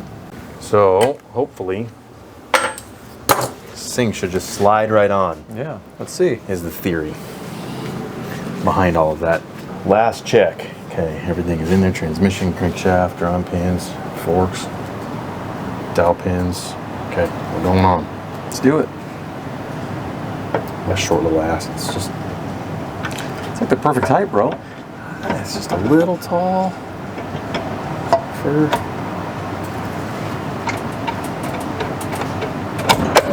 No struggle. Masterfully done. You guys can see the rubber band trick over here. Just kind of floating. Kept it out of the way, so you're Yeah. not having to manage that. Work the cases down at the same time. Make sure all our shafts have good play in them, so nothing's bound up. See our seal here? The lip is nice. Sometimes a lip will fold in on you. Okay, If you're not something to be careful. mindful of. Yeah, that's why I always want to, use a decent amount of grease and slowly install the crankshaft. Because that's got a double lip seal, so you can roll it out, force it. Gotcha. I mean, you could even hit that Through with the the threads on accident, right? And Yeah, kind of grind it up. Yeah, just got to be careful. Be done before you even start. So bolts. This is what Bolts, we have to. there you are. It's going to be a little bit of musical bolts. We got a to little some bit degree. of a project here, but that's okay. So I'll Yes, just. some of these are obvious. These Allen head ones. Um, So what's the value on these bad boys typically? 100 Newton meter. Oh, newtameters. 100 Newtameters. Newtameters. Okay. Yeah, say What does that potato. cross over to in the 7.2 foot 7.2? pound. That's every case bolt, pretty much. Every case bolt. Is that pretty standard? Is Yeah. is it because of the size of the fastener that it's 6 standard? by, yeah, it's a 6 mil diameter by 1 millimeter. AKA pitch. M6. Yep, 6 by 1. Alrighty. So now I usually like to start the crank and then go to the counter shaft. And is there still then you sort of kinda a crisscross. star pattern going on? Yeah, you go Star-ish. Stars, yeah, Yeah. stars. Yeah, do the stars. Keep this thing is beautifully flat.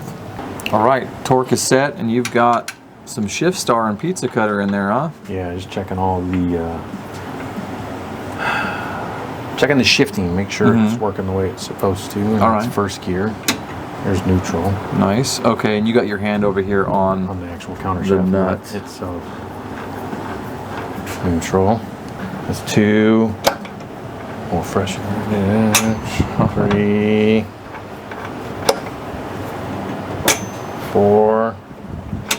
5. Very cool. I've never seen that done. So 4. And we go back through it. Sometimes you just got 3. You're basically Sometimes you're getting that gear assembly rotated the rest of the way to get it to drop into its And detent. there is neutral, and we are in neutral. We got all our 1st through 5. Nice. Ah, No, fantastic. transmission work. Yeah. Yeah, so what's next now that you got your verified good shifting? You'll have to uncork the engine. That's a good We don't thing. have to take the motor back apart, which is Yeah. a good thing. So now we go ahead and proceed with assembly of the shift mechanism, Okay. shift shaft, kickstart assembly, idler gear, counterbalance. That's right. There's a new piece going in that isn't usually there. Nope. And then we're going to put the primary gear and counterbalance driven gear of the assembly. This thing right That's a here. good looking piece. It's chimichanga. Yeah. Nice. Okay, cool. And that's going to drive, like you said, the water pump as well? Water pump goes here, and then the counterbalancer's going here, as well as the clutch basket. One of these is going to be clutch basket, and maybe this one. Right. But we'll get to that point. We got to do all that before we do the clutch basket. Good little bit of a road ahead of us. Yep. So we're going to put that guy together. Cool. And slam it in this beautiful chunk of metal. What's this guy do? This has the little pawls in it. The pawls and the springs, and this is basically the detent for the mechanism. Getting kind of latched into position as you shift through the gears. Precisely. It got it. These little pawls grab this. Okay, inside the star. Yep. And Got then it. move it one way or another depending on how you're shifting it, because it locks it up or it goes down. So if you're going up or down, I'll show you once we get it together. It'll be easier to explain, but it grabs this and forces it one way or another. I gotcha. Yeah, when they're not pulled inward. Correct. Gotcha. Yeah, the first time you take one of these apart, I'm sure everyone can relate. Yeah. All that shit goes flying just about everywhere. Totally. All over the place, except for in your hands. You never forget after the first time. Always. That's why I like to put a healthy amount of grease on these things, just to hold everything in place. Yeah, that makes sense. Okay, and then take this guy, and these are not directional. Okay. Some bikes they are. Hondas have a directional one because they have a little finger down here that holds this. Okay. On the Yamaha, it is not. Like so. But these fingers are the trick. You want to lock them in so they don't go flying on you. Okay. Just slip it on the pin from the shift mechanism and just kind of work my little fingers in there. And it'll fall into a groove. Get it started with my fingers, and then just, that's the next thing after you put a set of cases together. Make sure it shifts. Shift shaft time. So this is the portion where your foot starts to do the work, huh? Yes. This is a brand new shift shaft. Yep. Shift shaft in place. That's it. Now, Kickstarter. Mind your way. Mind your space. Are you busy? All right, what we got going on now? Well, I'm installing the Kickstarter assembly. It's not engaged yet. Fully engaged yet. Like we're in, but hear that? See, it's not. It's got to drop. Gotcha. It's like skipping on those teeth in the back. Yeah. But we're in. Got your idler, is that right? Idler. All right. Got what, a circlip that holds that on? Sharp side out? Sharp side out. It's that time. Our best bud, the counterbalancer, is going in. Counterbalancer. Don't get the threads because we got to Loctite that guy. Okay. Okay. Just throw some door grease on there. Oh, but I got a seal and we're good there. Greased it up already. We'll throw a little more grease on it. Just love, really, is what it is. Just love. Everyone needs love. Just love. Slower. Bro, You see what I gotta fucking deal with over here? As you guys can see, he's coming out here now. This guy right here, if you guys haven't seen a Woodruff key, this keeps the gear basically staked in the proper place, so to speak, on the end of the counterbalancer in that groove. Hard to see, but that little key is going to go right in there. That's going to stake that gear in place in that groove. Flywheels, sometimes you fight them. Is it because they're a little snug? They don't want to rest there on the slot? Once the gear makes contact with it, it usually draws it down a little further. Oh, I gotcha. It's kind of amazing to me that a little piece of metal that small can have such leverage under that kind of force, you know? Just in general, like, same thing, top shock mountain bolt and a shock, like this little tiny steel pin has all this force going through it all the time, and it's, you know, sufficient enough to not break. That always kind of blows my mind. Yeah, it's wild. I mean, these little bitty parts have a big job. I need to not jump the gun yet because I feel like I need to put the primary on first, because this lines up like this. Either way, you gotta drop it in. Yeah, because sometimes you'll get ahead of yourself and you're like, oh, I got that on already. That's awesome. How neat is that? You gotta take it back apart. You're like the mechanical Bob Ross. Some happy little sauce in there. That's happy sauce, okay? It's not an accident. It's a happy cloud. So we got something important detail right here, timing right? marks going on here. Yeah. We got crank. This is like the water pump gear, right? And then we have timing for the counterbalancer right here. You guys see the dash and the T. One here on the big gear, one on the counterbalancer gear. And explain to everyone what's happening when those two are in sync with each other. So if this was out of time, for instance, they're basically 180 degrees opposite. Well, not basically. What's they are. 180 degrees? So when the connecting rod here is at top dead center, Right. the weight on that counterbalancer Will be is opposite. It's at the bottom. Right. So the you're counterbalancer losing lobe he's talking about the vibration will be So we're at top 180 dead center degrees right out now. of the piston, basically. Right here. This guy here. This is down, piston's up. Yep. So we're timed. We're timed. We are All this timed. could be out of time. Some gears and shafts, they've got like a square edge versus a peaked edge, so it's kind of dummy proof. And Riley's got timing marks on everything. Yes. He's got the two we talked about, and then he's got another one On that the I think the camera wasn't quite on when you first started. So everything is solid. All right, Charles, we're gonna put the basket on. Yep. Brand new, spanking new, never used, gorgeous OEM Yamaha clutch basket. Not the stairway to heaven. Nope. No freaking key slots on these fingers. No way, Jose. So, I'm gonna get this guy just nice and Boom. Are you able to set torque on the, what's it called now? The freaking balance shaft? nuts. Look at that, I can do that. Yeah. Good eye there, Charles. That sucker's not usually there. Threw a little wrench in the plans. Did throw a wrench, but that's okay. Yeah, that's right. Sometimes you gotta throw wrenches. Wrenches need to be thrown too. Throw them on the ground. Wrench lives matter. I'm gonna use my mincemeat one. What's this here now? Well, that's my munched up Motion Pro gear jammer. Gear jammer. This might be its last This might. hurrah. This just might break. Just depends. This It one. kind of looks like that thing's gonna snap gonna- off, bro. I hope it does. Yeah, gotta finish it off proper. Some carnage. I'm gonna just stop this guy. It was defeated by the mighty BRC. Sorry. You're good. Go to torque. Those are It lived. high quality tools. Right. I'm gonna use right. that again. Back on the rack she goes. Back on the rack. Tony's puff paint. Little puff paint. Mechanics puff paint. Okay. Now we can put the clutch basket in.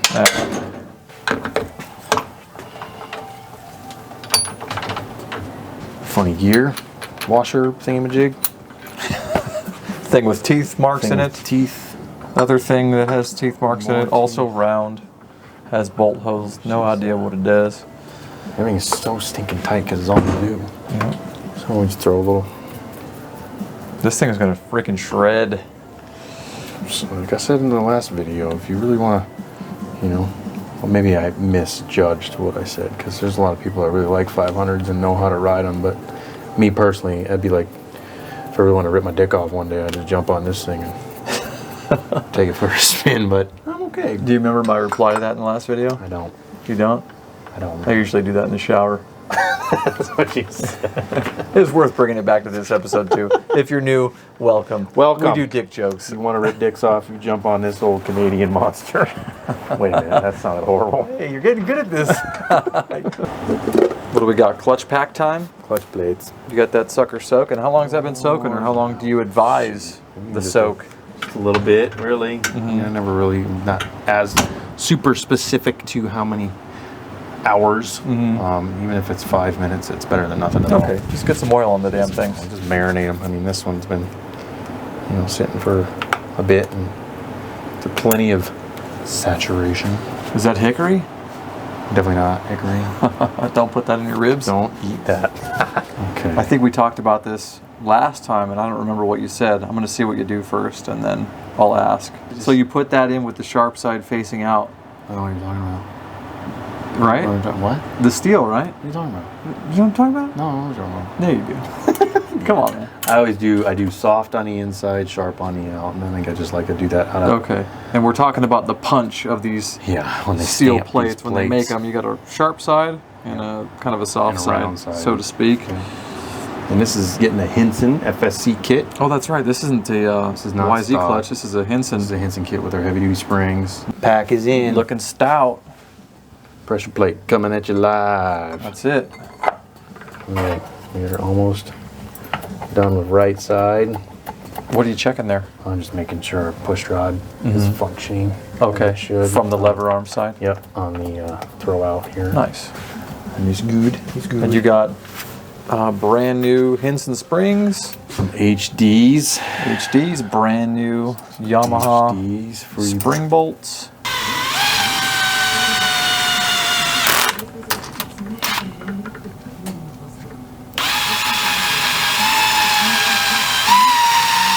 Trimming the old gasket. trimming the gasket. Getting ready for the top end. Getting The there. crown jewel. Got the brand new stator plate in there. Brand new. Brand new. Everything's spanking freaking new, man. The other one was crusty. Nasty. For the record, you can slide that in there underneath the counterbalancer and you can just spin it out of the way too if you need to. It's so fresh. Everything is so good. Nas. What you got there, handsome? Got a flywheel. What are you gonna do with it? I'm gonna put it on this thing right here. How neat is that? I think it's up top. It's gonna be the fourth or fifth one down or something. Flywheel nuts. 60 blue Loctite. Okay. 60 Newtameters. Newtameters, and I just wanted to make sure. So that's another cool thing about the chart, guys. It's telling us where to use Loctite, what color the Loctite should be, red, blue, what have you. Just give it a drip. Come on now. What you got there? What's that tool called? This is a flywheel or sprocket holder for torquing. Keep the engine Not from having- spinning while you do what you do. Yeah, and I don't have to worry about the tool coming out and smashing me in the face. New reblock, new flange, new. New stuff. This thing is gonna be amazing. Dave's bolts look amazing in there too. Sparkle. Really nice. Killing it, Dave. It's like sparkle. Sparkle farts. So what do you got going on in there? So you got a ring in that bore. Yeah. Piston ring. We got a piston ring. We're checking some ring gap on this big mammer jammer. So what do? You use the piston. Use the piston. Get First that you start thing in the there. ring, yeah, and then push the ring down from the top, and then you come from the bottom to even it out Okay. around the circumference of the cylinder. Why do you want to check this? Ring gap. So you want to check ring gap just to make sure as the piston heats up or cools down that the ring doesn't actually make contact with one another. Like it closes upon itself? Yep, or stick together. You want to make sure it'll float in the ring land of the piston. Okay. So the proper gap allows for it to do so. Awesome. What happens? I mean, you can tell what happens if that goes wrong, right? Yeah, if you get a but sticky ring, you could lose compression, you could damage a cylinder wall, Just tear catch it a up. port, like a lot of different things can happen. is that a form of a potential seizure then? There are several types, right? Certainly. I mean, definitely a lot of shit getting f***ed up. That's going to be one long bleep on the YouTubes. That is my scientific explanation. Yeah, hey, it works. That's the one people, understand the most. So. Yes. Awesome. So we just check it with a feeler gauge, and we're looking between 21 thousandths and 31 thousandths And this is information per the Vertex spec sheet. Okay, came in the instruction Provide, box. yeah, with the piston. So per inch of bore, they are looking for, I think it was 6 to 9 thousandths of an inch ring gap here, and this is 3.5 inch bore. So Do the math. do the math. Find your number. 21 thou to 31 thou is our window. Now, how would someone, if you have too tight of a gap, how would you alleviate that if you're just at home and you just have these rings and you got to fix them somehow? I mean, you can use a file, but you got to be real careful because that'll put a sharp edge on the ring. They've got special tools, ring file tools that you can purchase. It's basically like a little rotary file. Yeah. And you put the ring in it, and it'll actually take from both sides of the ring. Oh, I see. So it's wearing it evenly. Yeah. That's pretty cool. I've Yeah. never had to use anything like that. I've always had good luck measuring rings. Yeah, I mean, new age stuff, today is pretty spot on. It's not like in the older, early 2000s, we were having to file rings a lot. There's a top and there's a bottom. There's really only one way you can go in. Easy to say how? It's because there's a notch, right? There's a notch here, notch there. And what that does with the piston, Is it located in the keepers? locates right here. So Little you can pins. see those pins are there. So this ring is going to go this way. Let's see where we got a pin so I can show everyone. See 'em? Most guys know this already, but there you go. Right there and right there. And these pins always go to the intake side of an engine. every time. Yeah, don't put it in backwards. They're going to snag your catch a exhaust ring port and have a problem. That's what'll happen is your piston. Well, this piston is pretty self-explanatory. This is the back, but every time you got a ring pin, that's always the back of a 2-stroke piston. Awesome. Always. Clip is good on this side. Good, good. Okay. Look at the size of that thing. I can actually put my finger in the bearing to locate this dumb It's a thing. monster. Shoot. There she be. Huge. It's gonna be huge. Believe me, I know. Boom. Clips in. Tony, you know there's a special tool for that. Yeah, it's these motherfucking hands. You like that? This is a chest. Hey. Right, so our boys at BRC sent us a stack of different base gaskets. What's going on with that? Let the people know what's cracking. We just got to check the deck height on this piston with these gaskets because you want to target squish. What's squish? For a 2-stroke. What a squish is it's basically the,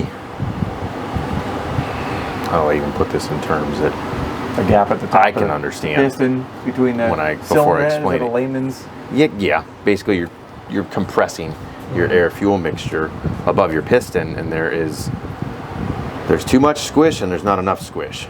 So what happens is that does affect the performance of the engine drastically.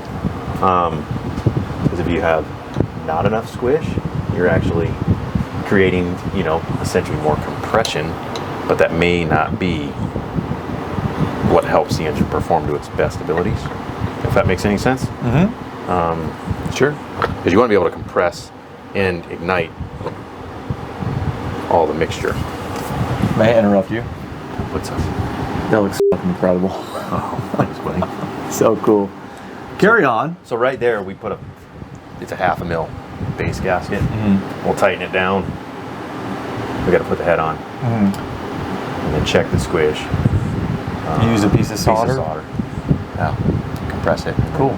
Measure it. See where we're at. This deck height looks pretty good to me, just from here without everything tight. Just based off experience of having done this 8 million times. There's a dome piston. I might not have the best explanations on camera, but I can construct them.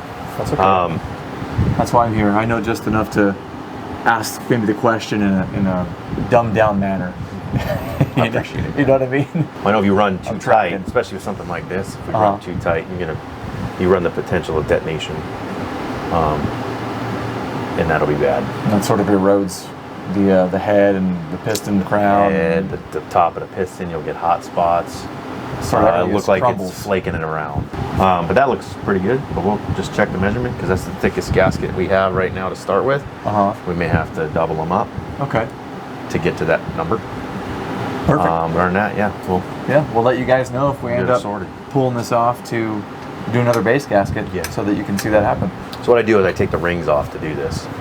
Oh yeah, you don't want to be struggling to compress the rings in and out every time, right? So it's a ringless piston. No rings. So what the heck do we have going on here? You got just your cylinder base nuts torqued with that starter gasket. You got 4 dabs of grease. And check some squish. And you got 4 little cuts of solder. I've never seen it done this way, so this is cool. This is trying to improvise. Just because we don't have a kickstart. Yeah, normally fully cycle this engine over to get it to pinch. I like to do it that way. We just got to be careful doing that too. So now I don't have O-rings on or anything, but I just want to check. A little more love. What do you think about the bolt style versus stud style? Do you have a preference? Oh, in regard to like a nut? Yeah, like mounting the cylinder head with the studs versus these bolts that are basically bolts, studs from the top down. You like bolts? I like bolts. A little torque action.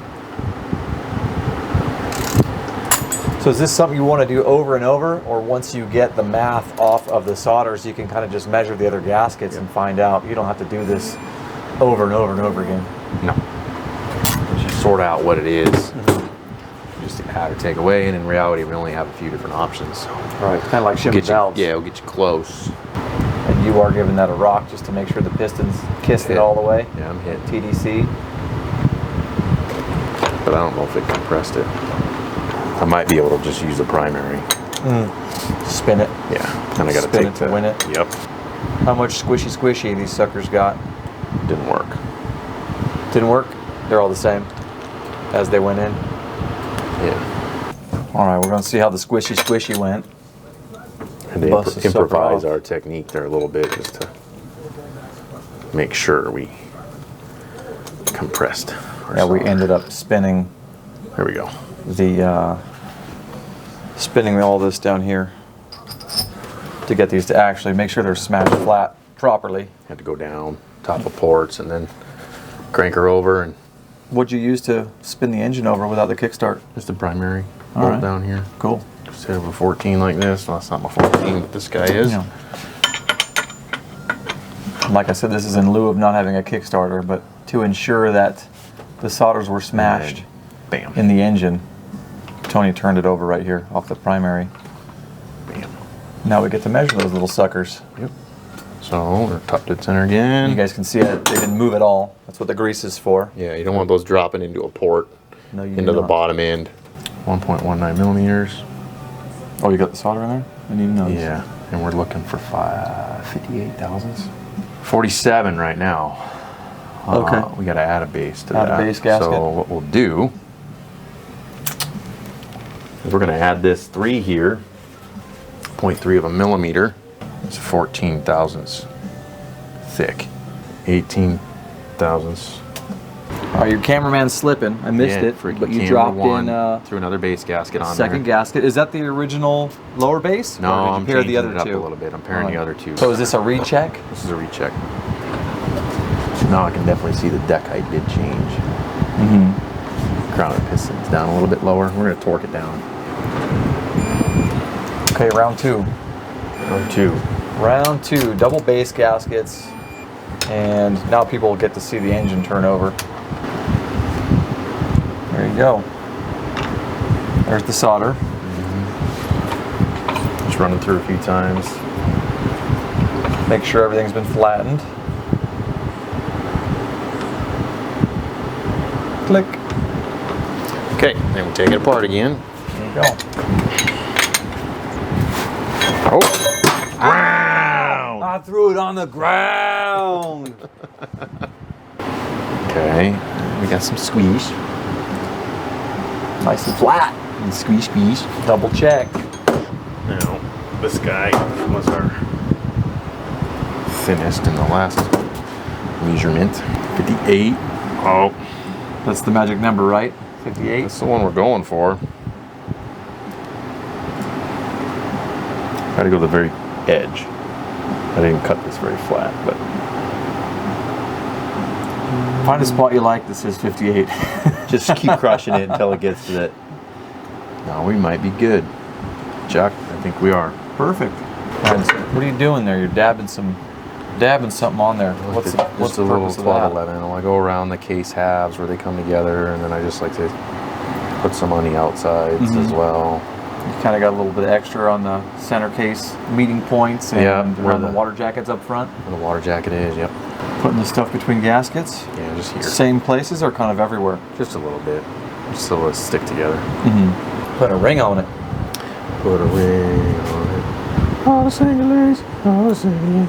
God, you have the voice of an angel. It's like a combination of Fergie and Jesus. If you're wearing rubber gloves when you do this, be careful. Got a bite up one of Because there. a ring will take a chunk of glove off. It'll be stuck under there too. And then you're like, well, that sucks. I ripped my glove. And then we definitely don't want it in your piston. So just pay attention to your gloves. Actually, in our case, a rubber glove shaving would be a lot like the silicone from the old engine. Possibly. It'd be kind of like, it'd be fitting. Just just leave our little hacky mark on it, Charles. Yeah. Why No. not? 9. No. So, I don't remember if we talked about it, but was our previous YZ engine up there on the list of like roached shit that you've seen? Or was it sort of in the middle? Because I thought it was really bad. It was pretty bad. Yeah, it was pretty bad. Top tier bad, or was it not the worst? Definitely top 5. Top 5. What was the top? What's one? It's your worst. Well, it was another YZ250 actually, that lived under a tree in Portland for about 3 years with a cylinder off of it. Oh, that's pretty neat. The customer sent it to me. He did a restoration on it. It was a 2000, Oh, okay. Yeah. That's like the white airbox here. Yep. Yep. But it turned out a lot better. But when I, you know, the cylinder was back on it when they brought it to me, but it smelled like hell. Just rotten, rusty Just death. It was just disgusting. Wonderful. But yeah, something about Yamahas apparently. They like to die and end up here. The things people do with them, right? But yeah, no, it's probably, I'd say within the last 10 years, this is probably number 2. But that was number 1, yeah, it was up there. That's on the box, bro. Uh-huh. Podium position. I saved your stuff in the wall of shame and fame here. We got mustard bolts. We got mustard bolts. You know, crush washers we had to cut off. Yeah, the small little washers. Little art. It's good to make it up here on the wall of death. The wall of death. Slap some sauce in here. Just massage. Oh, the 2-finger technique. Oh, just I got one of my Very good. dumb hands on this Textbook. side, right? And then I got the other dumb hand over here. And you're just being gross. Thank you for noticing. Just double check. Clip is good here. And you can use your whole hand on this big girl. You better watch your mouth. We're gonna locate our rings. Close. Can you see with that camera? Yeah, got good light. Okay. Yeah, that's actually perfect. Get this first one going. Trying to use the back of the jug to sort of compress that first ring. Yep. Okay, that one's on. Get that ring in there. You guys can see the back of the jug making its way over the rings. Tony's trying to keep them compressed inside the piston. There we go. Okay. So that one is located on this finger. Perfect. Right there. And now, I'm trying to just pick it up a little. There we go. That one's in. In.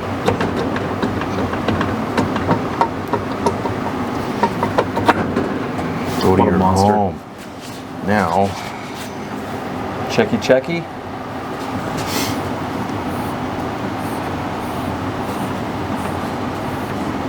Sounds like good news. yes, sir. Just checking the oil trail. What a looker. Not lacking in the sauce department on this thing. No, she's got lots of love. Camera 1's online. Camera 1, incoming. What are you doing there? Well, I'm trying to get these head O-rings in the cylinder head. And you just got a slap of the grease on there. Just slap it on. Trying to keep them in place. Yep, keep them in place. Because they're going to be upside down going on the actual cylinder. Yeah, you guys probably are used to seeing, like I am, the O-ring grooves in the cylinder itself, but that is not the case. They're in the head on this one. We're calling it the Canadian curveball. Don't be a hoser, So when those things are being difficult, I've seen guys kind of give them a little tug and stretch them. Is that a bad idea? Yeah, don't do that. Yeah, I've seen dudes do that. Don't do that, dudes that are doing that.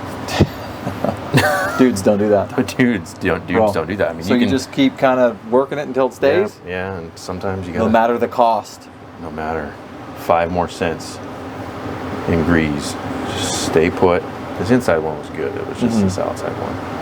But this is another thing that like clutch baskets, or not clutch baskets, clutch covers that have an O-ring. Right, like the like YZ. a Honda, Yamaha, KTM, like they all seem to have an O-ring.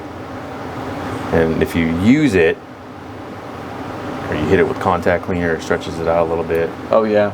You can throw it in the fridge. It'll shrink it back. It'll shrink it back up. Kind of puts it back into shape. That's cool. I never knew that. A little bit. I mean, there's other ways that you can do it, I think, too. But that's the way that I've done it in the past. Or have a new one on hand if you know you're going to pop your clutch cover. There you go. Be proactive. Okay, so we're stuck. Let's just do the old like the Blizzard DQ test. You know? What's that? Tip it upside down. See if the ice cream stays. Oh yeah, I gotcha. Then it's a good Blizzard. You know? I've never had one of those. You never had a Dairy Queen Blizzard? No. You don't watch. What haven't you watched? You haven't seen Anchorman? Haven't seen Anchorman. You don't have never had a Blizzard. Is that like a McFlurry? Because I had one of those when I was a kid. Dairy Queen. Go to Dairy Queen. Who's Dairy Queen? Where do you even find a Dairy Queen? All right, people, you need to get on Charles' case, please. Where's there a Dairy Queen? There's Dairy Queens everywhere. There's Dairy Queen in Boise, Idaho. There's Dairy Queen in Boise, Idaho. All right. I used to go, my buddy Matt, we'd go ride. And we'd always hit up the DQ afterwards. It was like our ritual after motoing. What else did you do? Just Dairy Queen. Just Dairy Queen. That's it? Freak show. Nothing you want to tell us about? No, it was good. He was a good bud. Here she goes. We're good. It's not moving, O-rings just are making flying sure. out. And Tony has some alignment dowels in there to help him center that sucker. Final torque. Coming down the home stretch. Tony, Yeah. you did it. We're not done, but we're close. What are we missing? Well, we got to put a spark plug and a decompression release valve in here. But we're almost done. So I noticed you got an Iridium spark plug. Now what's the difference between that and a standard, just NKG, G-rated, what have you? Race shit, bro. Race shit? That's it? I really don't know the difference. Yeah, Iridium. It's just a better conductor. Okay. The old gap? Just making sure where we're supposed to be. You find that any of those are ever Yeah. not? They get dropped or just not manufactured right? Yeah, they can be off, and you can fart around with the gaps a little bit. So which Some side different performance. which side of the gap gauge do you use to measure where you're at? As soon as the Ramp right here. So if you see it's, as I turn it, Starts it gets to get thicker, fatter. thicker. right, so you'd be using that side This guy right here. as soon as the tip of that electrode gets to it. And you want to be very careful because these Iridiums are real sensitive. Are they? And you don't want to put any pressure on the actual electrode right there. Okay. Like when you go to, if you have to manipulate the ground bar. You use something else? Well, you got the Yep. hole right there in the end of the tool. I don't use this one. No. I just use this old school spark plug, ground bar bender thingy-majiggy. Oh, nice.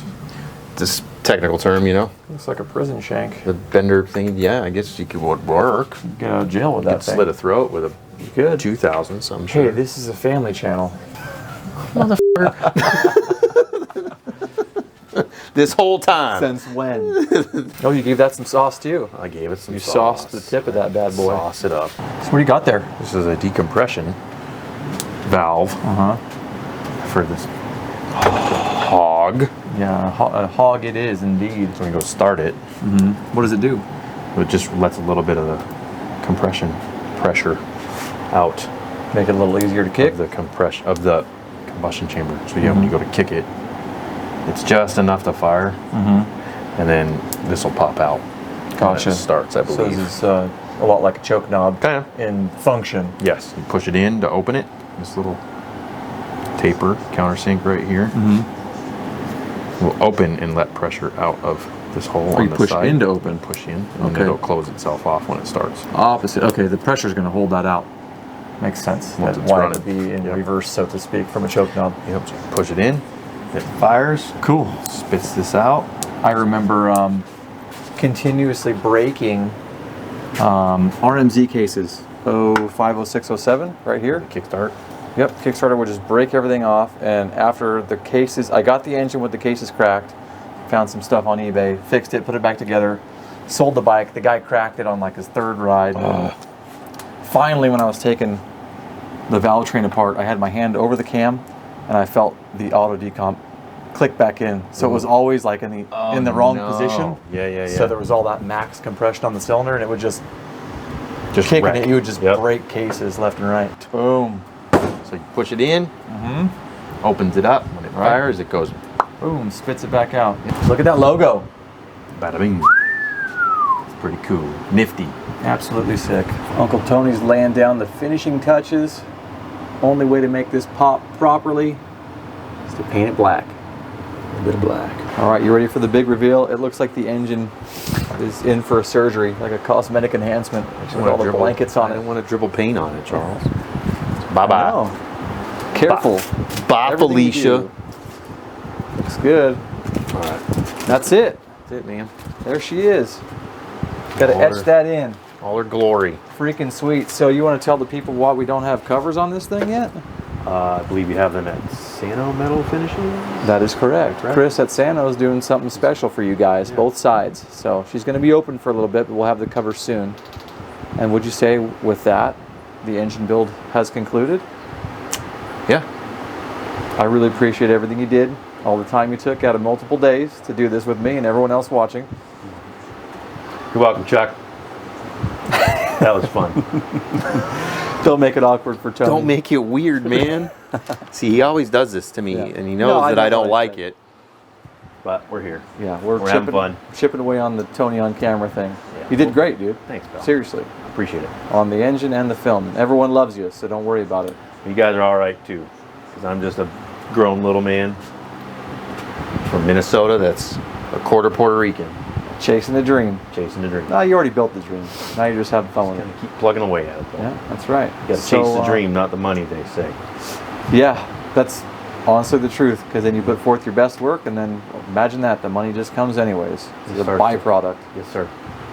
Yes, So, yeah, signing off. If you guys need any engine work, Tony would be happy to help you. Any kind of work, really, right? Chassis service, chassis, some suspension stuff, but yeah. more specialty type Yeah. services. Definitely, as you guys can see, specialty. And you're getting the best of the best. And hopefully, if this series of Tony's videos with me didn't prove it, then you can figure it out for yourself.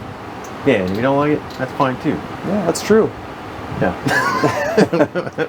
We're signing off. Guys, you still with me? Are you there? Did you make it through that 2-hour video? If so, good, because now you know your YZ500 inside and out, and you probably learned a grip from Uncle Tony too. Tony, I want to thank you very much for taking all that time out of your busy schedule to not only add value to me, but everyone watching. It's also been awesome getting to hang out with you so much back to back. Looking forward to many more builds, many more hangouts. For everybody watching, I've left links to all Tony's web, social, you name it below, so be sure to check him out if you need some work done, and give him a follow on social too. I'd really appreciate it. Now, having said all that, let's crack into a brand new mXrevival MX parts giveaway. So last week, 2 of you guys won brand new DecalWorks graphic kits, and in the spirit of that, I'm giving away 1 more this week. As you guys may have seen in the last video, our DecalWorks kits are super thick, ultra glossy, and they last forever. We're printing these out super fast for you guys as well. You guys already know you can pick up your brand new DecalWorks kits with a special mXrevival discount any day of the week, but today you may as well just try and win one instead. These suckers are worth about 300 bucks. And so Ron and crew at DecalWorks, I sincerely appreciate you guys. Thank you for everything. I've got 1 more MX parts giveaway for you guys today, and that is my very favorite indestructible throttle tube, the ZRT throttle. One of you guys is gonna bring home a brand new ZRT throttle worth about 200 bucks. These American-made ZRT throttles are CNC cut, and they actually ride on roller bearings either end of the throttle, which disallows them from ever touching your handlebar inside, hence the name